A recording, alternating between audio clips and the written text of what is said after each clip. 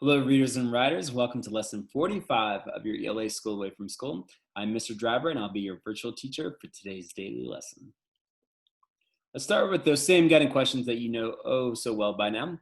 What journey does food take before it gets to your plate? And how do we make decisions about what we eat? Remember that we will be addressing these questions through all of our work today and over the next 2 or 3 days that we'll be working. Okay, time to get those materials out for today's lesson. Once again, you may have done this yesterday or in lesson 44, but with this, I want you to think about two articles, of course, from all the articles that we've read over the last few weeks. So if you selected one yesterday, great. You're going to select that second one. Maybe you've already done this, but if not, then you'll want to make sure that you go back to the following text selections on the screen. You'd be surprised how much confusion there is about basic food facts. Lesson 1. Essay, How Corn Took Spotlight in American Diet but Not in Europe. Lesson 5. Remember, that is more industrial. You might be able to follow your Thanksgiving turkey back to the egg. Lesson 10. That's more industrial organic. Group list the cleanest and dirtiest fruits and vegetables. Lesson 15. That one also is kind of organic, industrial organic. An organic on-campus farm connects kids to agriculture and growing food. That one kind of falls into the organic, a little bit on the sustainability side. Grass-fed cattle take slower path to market, filling a small consumer niche. Lesson 25, that one is going to be a little bit more on the sustainability side. Locavores and the local food movement. Lesson 30 will kind of be thought to be sustainability. It could be also thought to be organic as well, but probably sustainability.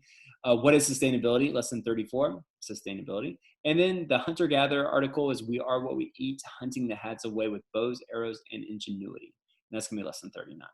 You're also going to need your copy of lesson number 45, the lesson 45 note catcher, as well as a pencil.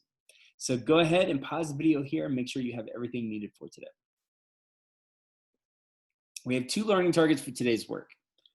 I can reread and identify key details and evidence to use for my project.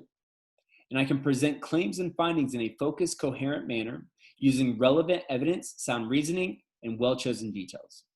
Let's make sure we keep these learning targets in mind during all of our work today.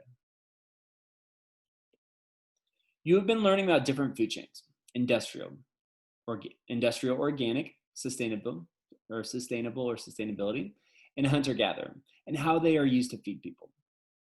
Use your note catchers and learning about each food chain to write and present a position paragraph speech to answer the following question.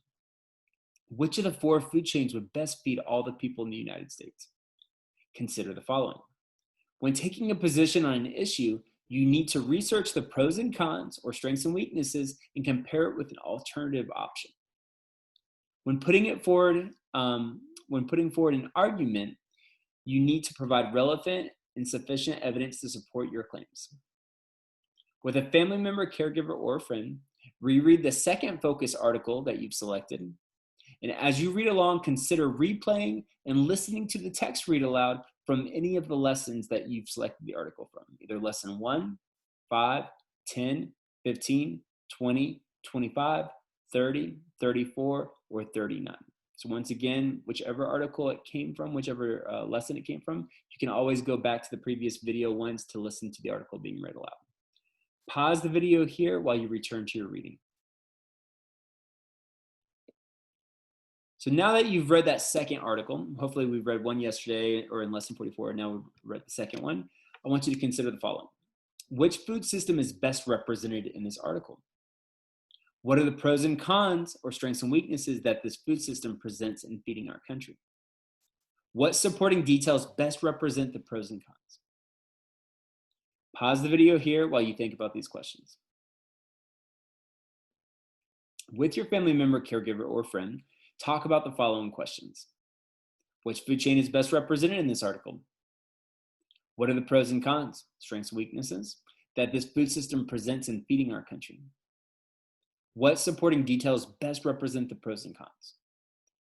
So once again, as you're talking about this, another example would be if we did choose to do a hunter-gatherer, a huge con is going to be how would America feed the entire country based off of having people to go and hunt. They would have to have so many animals that could go out and hunt. This can work for a very small town or village, especially somewhere where it's not too crowded. and it has abundant, like, animals or something that they were able to do that, and they would have, like, the farms that they could produce things on. But think about the complications. So when we think about pros and cons, that's a huge con if it was hunter gatherer. So go ahead and pause the video here while you discuss these questions. Using the lesson 45 note catcher, write down the lesson number and name of the article you selected. Then write the name of the food chain that is highlighted in this article. Using your own words, write down the strengths and weaknesses in using this food chain to feed the people of this country. Support your strengths and weaknesses with supporting details from the selected article, which is coming straight from the article. In the box below, you're also going to draw an image that best represents this food chain. Remember, if you are not a drawer or an artist, like, you can also look at either taking a picture from another source, if you have the ability to print the picture, but you can also just find the article that this food chain came from, whichever article you selected, and then take scissors and cut out the picture that's represented in this article.